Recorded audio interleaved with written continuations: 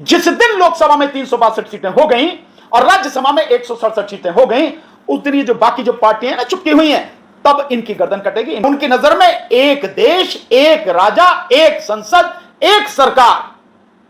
राहुल गांधी की समझ में आ गई ये बारी बात कि कितने भी कर लो, कुछ भी कोशिश कर लो, अब आप चुनाव जीतने वाले नहीं हैं। इलेक्शन कमीशन का घेराव करना पड़ेगा, प्राइम मिनिस्टर का घेराव करना पड़ेगा, जितना गोदी मीडिया है उस पूरे गोदी मीडिया का जो घेराव करना पड़ेगा जबरदस्त तरीके से। क्षेत्रीय पार्टी जो खत्म हो रही हैं, बीजेपी का एजेंडा तो साफ है। और बीजेपी का एजेंडा क्या है? ये आरएसएस का एजेंडा है। आरएसएस का एजेंडा है, और जो बाकायदा गोलवलकर ने भी कहा हुआ है, लिखित में है सारा सब कुछ, और दीनदयाल उपाध्याय ने भी कहा हुआ है, वो भी लिखित में है सारा सब कुछ, कि क्षेत्रीय पार्टियां आरएसएस के हिसाब से जो राष्ट्रीय एकता है, उस राष्ट्रीय एकता में बहुत बड़ी बाधा है। इसलिए इन क्षेत्रीय पार्टियों को खत्म करना है। उनका तो ये मिशन है, उनका तो लक्ष्य है, मकसद है कि क्षेत्रीय पार्टियों को खत्म करना। और उसके लिए तरीका उन्होंने अपनाया है कि पहले जो क्षेत्रीय पार्टियां, उनके साथ मिलो, उनके साथ बैठो, उनके साथ गले मिलो, हाथ मिलाओ, रोटी खाओ, और उसके बाद में जब उनमें घुस जाओ, उसके बाद उनको तोड़ो। अब आप ले लो, जैसे शिरोमणि अकाली दल को उन्होंने खत्म किया, पहले उनके साथ में मिले, उनके साथ में सरकार सत्ता में आए, और फिर उनको खत्म कर दिया। फिर आ जाओ आप बीजू जनता दल, नवीन पटनायक, पहले उनके साथ में मिले और उसके बाद कैसा सुपड़ा सफाया गया उड़ीसा में बीजू जनता दल का। इसी तरह से आ जाओ शिवसेना, शिवसेना के साथ गठबंधन किया, फिर शिवसेना को तोड़ दिया, और शिवसेना के साथ साथ में एनसीपी को भी तोड़ दिया, तो महाराष्ट्र में बिल्कुल बिखेर दिया, पूरी तरह साफ कर दिया, और वहां सत्ता में बैठे। फिर आप आ जाओ किसके साथ में हुआ? बहुजन समाज पार्टी के साथ में। बहुजन समाज पार्टी के साथ में शुरू में बहन जी ने सरकार बनाई थी मिलके बीजेपी के साथ में, और फिर बाद में भी बीजेपी ने उनको सपोर्ट किया, तो कहीं ना कहीं उनके साथ में थे ना। और उसके बाद में बीएसपी का क्या हाल कर दिया? बीएसपी का पूरी तरह से सफाया कर दिया। सबके सामने है, खुला खेल फरुक्काबादी चल रहा है, पूरी गुंडागर्दी चल रही है, तो बीएसपी को पूरी तरह से तह में लगा दिया। बाबा साहब का मिशन पूरी तरह खत्म कर दिया उन्होंने। ठीक, इसके बाद अब आप आ जाइए यहां पे बिहार में। बिहार में नीतीश के साथ में मिलके, और नीतीश का आज क्या हाल कर दिया? कहां है नीतीश? साफ कर दिया ना, नाम मात्र के लिए, कहने के लिए पार्टी रह गई है। किस दिन नीतीश की पार्टी के सारे सांसद उसमें शामिल हो जाएं बीजेपी में, आप कह नहीं सकते। सत्ता तो वहां से छीन ही ली भाई। बिहार में आज बीजेपी की सरकार है, नीतीश की तो सरकार है, और उसके साथ साथ में आरजेडी का भी सफाया कर दिया। जिस आरजेडी के साथ में पब्लिक जबरदस्त तरीके से उस आरजेडी को कहां खड़ा कर दिया, आपको मालूम है। ये सारी स्थिति है। ठीक, अब नंबर किसका है? अब नंबर है उत्तर प्रदेश में समाजवादी पार्टी का। समझे ना जी? उड़ीसा में मैंने बता दिया बीजू जनता दल, जो नवीन पटनायक पहले उसके। जब तक बीजेपी अपने दम पर पूरी 2/3 बहुमत लाती है, उस 2/3 बहुमत के आने तक ये पार्टियां जिंदा हैं। जिस दिन 2/3 बहुमत आ गया, हासिल कर लिया, इधर उधर से तोड़फोड़ करके, बेईमानी से करके, बीजेपी ने लोकसभा में और राज्यसभा में जिस दिन 2/3 बहुमत हासिल कर लिया, 2/3 बहुमत के लिए राज्यसभा में 167 सीटें चाहिए और लोकसभा में 362 सीटें चाहिए। जिस दिन लोकसभा में 362 सीटें हो गई और राज्यसभा में 167 सीटें हो गई, उस दिन ये जो बाकी जो पार्टियां ना चुपकी हुई हैं, तब इनकी गर्दन कटेगी, इनका नंबर तब आएगा। ये तब तक इनसे कुछ नहीं कहा जाएगा, पाल के रखे जाएंगे सारे के सारे। सो बीजेपी की ये फितरत है। इस देश के संविधान को खत्म उन्हें करना है। जब संविधान खत्म होगा तो ये जो पार्टियां आपको नजर आती हैं, ये संविधान की वजह से ही हैं। तो संविधान खत्म होगा, पार्टियां भी तब तक खत्म हो लेंगी। संविधान खत्म होगा तो संघीय ढांचा जो है, केंद्र और राज्य अलग अलग हैं, राज्यों की सरकारें पूरी तरह से खत्म होंगी, क्योंकि उनकी नजर में एक देश, एक राजा, एक संसद, एक सरकार, बस यही है। तो इसमें राज्य कहां से हैं? ये खद्दर का कुर्ता पहने जितने भी घूम रहे हैं ना, 4,500 जो एमएलए हैं, इनके सबके कुर्ते जो टंग जाएंगे खुंटी पे।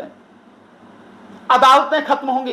केवल एक चीज नहीं होगी, संविधान ने जिन चीजों को बनाया है जो चीजें यहां लोकतंत्र को जिंदा रखती हैं, उन तमाम चीजों को गुलाम तो बना ही जा चुका है। संविधान खत्म करने के बाद उनको सबको खत्म किया जाएगा। तो क्षेत्रीय पार्टियां भी इस तरह से खत्म की जाएंगी। लेकिन क्षेत्रीय पार्टियों का जो सबसे बड़ी कमी नजर आती है वो यह है कि क्षेत्रीय पार्टियां भी अवसरवादी बन गई हैं। क्षेत्रीय पार्टियां भी किसी विचारधारा पर आधारित नहीं हैं, वो भी अवसरवादिता पर आधारित हैं। विचारधारा की लड़ाई होती है, विचारधारा से जुड़ा हुआ व्यक्ति टूटता नहीं है। पर जब आप ये मकसद बना लो, गुंडा हो, पैसे वाला हो, कोई भी हो, अगर लगता है ये सीट जीत सकता है, उसी को दे दो भैया टिकट। तो ऐसे लोगों को टिकट दोगे तो भैया वो जो अवसरवादी लोग हैं, उन्हें जहां मौका मिलेगा पैसा कमाने का, वहां भाग जाएंगे। यही हाल हो रहा। अन्यथा तो पार्टी टूटने का मतलब क्या है? पार्टियां टूट नहीं सकती। सो क्षेत्रीय पार्टियां किसी एक सॉलिड, एक ठोस विचारधारा पर आधारित नहीं हैं। क्षेत्रीय पार्टियों का एक बिल्कुल स्पष्ट कोई एजेंडा नहीं है, और क्षेत्रीय पार्टियां भी अपने स्वार्थ में ज्यादा डूबी हुई हैं। जब टिकटों के बंटवारे की बात आती है तो क्षेत्रीय पार्टियां क्यों ये चाहती हैं कि मैक्सिमम टिकट वही रख लें? जो साथ में गठबंधन है, क्यों नहीं उनको एक ऐसी मात्रा में आप टिकट देते कि जिसमें वो संतुष्ट रहें, आपके साथ जुड़े हैं? आप उन्हें ऐसे टुकड़े से डालते हो आप कि किसी को 1 दे दिया, किसी को 2 दे दिए, किसी को 3 दे दिए। ये टुकड़े डालो। क्यों टुकड़े डालो आप? क्यों उन्हें आप मजबूत नहीं बनाना चाहते हो? आप क्यों अपने साथ नहीं रखना चाहते हो? इस बात को समझने की जरूरत है। लेकिन सर, जब संवैधानिक संस्थाएं साथ नहीं है, मीडिया साथ नहीं है, चुनाव आयोग साथ नहीं है, तो इलाज क्या है फिर? इलाज है जन आंदोलन। जब सब कुछ खत्म हो चुका है तो इसको पहले पूरी तरह से साफ ही करने दो। जिसकी वजह से गंदगी फैली है, जिसकी वजह से ये संविधान इस बुरी स्थिति में पहुंच गया है, पहले उनको पूरी तरह से उखाड़ के फेंको। पहले उनको सत्ता से उखाड़ के फेंको। और सत्ता से उखाड़ना आप चुनाव लड़कर नहीं उखाड़ सकते, क्योंकि चुनाव आप जीतेंगे नहीं। राहुल गांधी की समझ में आ गई ये बारी बात कि कितने भी कर लो, कुछ भी कोशिश कर लो, अब आप चुनाव जीतने वाले नहीं हैं।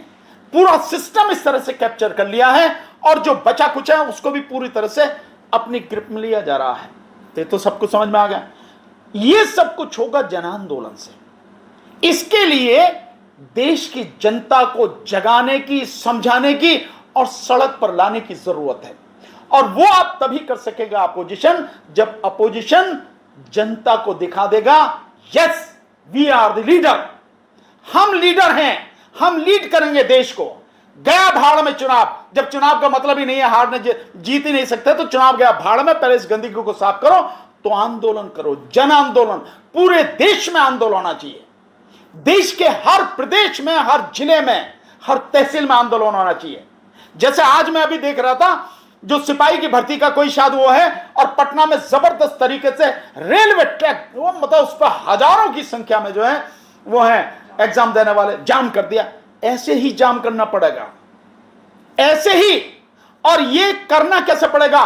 रेलवे ट्रैक जाम करने पड़ेंगे, सड़कें जाम करनी पड़ेंगी, सुप्रीम कोर्ट का जबरदस्त घेराव करना पड़ेगा, इलेक्शन कमीशन का घेराव करना पड़ेगा, प्राइम मिनिस्टर का घेराव करना पड़ेगा। जितना गोदी मीडिया है, उस पूरे गोदी मीडिया का जो घेराव करना पड़ेगा जबरदस्त तरीके से। एक चीज नहीं करनी, बड़े पैमाने पर ये सारी की सारी चीजें करनी पड़ेगी। लोगों को जगाना पड़ेगा। अरे कौन डरता है FIR से? भड़काने वाली, ये भड़काने वाली बात नहीं है, जनता को समझाने वाली बात है। पर अगर ये भड़काना ही लगता है तो यही सही, भड़काना ही सही। देखेंगे जो कुछ होगा। इन सब चीज से घबराते नहीं है। जो लोगों को सच बताना जरूरी है, और सच बताते समय डरते नहीं हैं। कौन ये हैं, कौन, इनकी औकात क्या है, हमें मालूम है। तो ये सब कुछ करना होगा। जनता को जब ये बताएंगे, जो जैन जी है, जो युवा है, उस युवा को समझाना पड़ेगा, भैया तुम कुछ भी कर लो। ये नेट पे जो लगे रहते हो ना, नेट पे AC कमरों में बैठ के नेट जो चलाते हो, इसे बंद करो। ये जो 2 GB डाटा जिसने तुम्हें बिल्कुल बेकार कर दिया है, इस डाटा को करो साइड में। इस डाटा से नहीं, डटकर सड़क पर आकर लड़ने से बात बनेगी, काम चलेगा। सड़क पर आ जाओ। ये बात राहुल गांधी ने भी कही कि सोशल मीडिया से कुछ नहीं होगा, सड़क पर ही निकलना पड़ेगा। मैं तो पहले ही कह रहा हूं, मैं तो ये बात पहले ही कह रहा हूं भाई, कि निकलना ही सड़क पर पड़ेगा। और ये लड़ाई जनता को समझ लेनी चाहिए, ये लड़ाई जनता की है। नेता आ जाएं, लीड कर दें, आपको बहुत अच्छी बात है, उन्हें धन्यवाद देना, उन्हें बधाई देना। अगर नहीं आते हैं तो जनता को अपने आप लड़ाई लड़नी पड़ेगी। नेताओं का कुछ नहीं बिगड़ जा, हार जाएगा तो भी, जीत जाएगा तो भी, कुछ नहीं, हार भी जाएगा कोई बात होगी, उछल के इधर से इधर बैठने में उसे कितनी देर लगे, मेंढक की तरह उछल के यहां बैठ जाएगा। लेकिन सर अभी कॉकरोच जनता पार्टी सड़क पर उतरी, उन्हें बांग्लादेशी, पाकिस्तानी, जॉर्ज सोरोस वहां से जोड़ा गया कि फंडिंग मिलती है, तो बीजेपी ये समझाने में कामयाब हो जाती है हर बार कहीं? नहीं, ऐसा नहीं है कि बीजेपी समझाने में कामयाब होती है, बीजेपी समझाने में कामयाब नहीं होती। बीजेपी का प्रचार ज्यादा है सिर्फ, क्योंकि प्रचार तंत्र उनके हाथ में है।